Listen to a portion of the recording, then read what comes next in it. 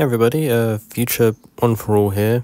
I just want to apologize if the editing for this one seems a bit choppy, I guess. I've had to just cut the original video down to just basically not get a copyright strike again.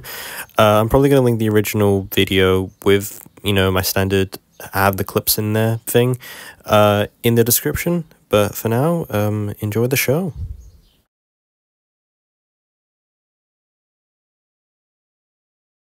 Well, ladies, gentlemen, everyone in between, the time has come once again to take a peek at 6 new twisted tales from the number 9 lads. But this time, we've come to the end. It's the final series of the show, and it's come an awful long way from its initial 6 episodes over a decade ago.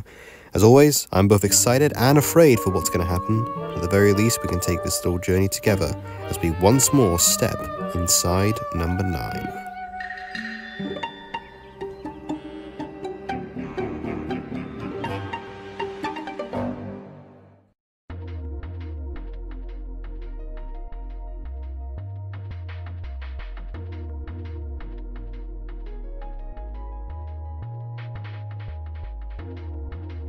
As I'm sure all of you know by now, a tradition within nearly every episode of Inside Number 9 is to have Steve Pemberton and Reece Shearsmith, the two creators, act within the story, sometimes even taking the main lead while bouncing off the other cast. I mention this because whenever one of these two takes center stage, naturally as the writers of the episodes they're acting in, they know how exactly to bring a certain character to life and enhance the performance around the story itself. Well, of course this goes for every other actor as well. In Control-Alt-Escape's case, Steve Pemberton will be taking the main reins. The only question is, how well will he fare in the race compared to his previous performances? In this chilling and confined tale, we follow a family of 4, Jason, Lynn, and their 2 daughters, Millie and Amy, as they take on an escape room, the Killer's Lair. Together they must work as a team to try and escape in under an hour, while also staying clear of the infamous Dr. Death himself. But as Jason remains trapped and shackled to a bed, their search for a key in order to free him from his troubles gives way to unease, especially as Jason remains all alone. The time is slowly ticking away. Will Jason be able to escape this nightmare? First and foremost, and because it's mainly all I've been yapping about in the past reviews, let's take a little break from the characters and story and themes and what have you, and discuss the episode from a more technical side. The fact that this episode primarily takes place in a dark and dingy escape room really brings home a claustrophobic feeling that surrounds the episode, and the set design and lighting all help to further enhance that feeling. The gloomy greens and radiant reds create a vibrant and violent image, like something straight out of a killer's lair. I would make a Saw comparison here, but I'm not going to go for a cheap trick, everyone's made that comparison by now. The actors also really help to further bring together a sense of teamwork and family cooperation as they try their best to get Jason out of his little rut. I think every single person in this episode does a really phenomenal job as well, from little characters such as Doug and Dr. Death himself, whose movements are hauntingly sinister, to Jason's family, all of different temperaments and levels of enjoyment, but having a deep bond between Jason, even if they seem to be keeping secrets from him. What are those secrets? Well, we'll get there, don't you worry. For now, it's time to talk about the main focus of the episode itself, Jason.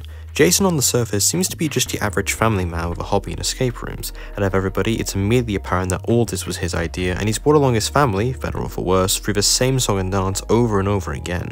Even when alone, his mind is always trying to solve something. Obviously, with a shackle around him, his main goal is to just escape from the bed, and with the right amount of clues, he is clever enough to find a solution to almost anything, which Steve Pemberton sells exceptionally. But no matter how many times he tries to wrap his head around it, and no matter how much time he has left, he just can't seem to escape being chained to that infernal bed, both in the escape room and in real life, as in a brave decision to reveal the twist only 20 minutes in, it's revealed that the escape room scenario is all in Jason's head. His family, the workers, Dr. Death, they're all real, yes, but in his coma, his mind has twisted them to fit in with this escape room fantasy, and his mind is slowly growing restless, and soon enough, he may not be able to find an exit after all.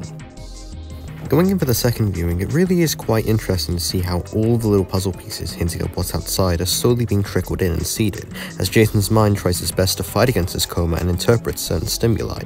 Obviously, being shackled to the bed relates to his actual body being in a comatose state, the constant visions he has of Dr. Death approaching symbolize death itself and the end for Jason, and you can argue that this whole escape room scenario could be spurred from his mind actively wanting to get out, knowing he's in a coma.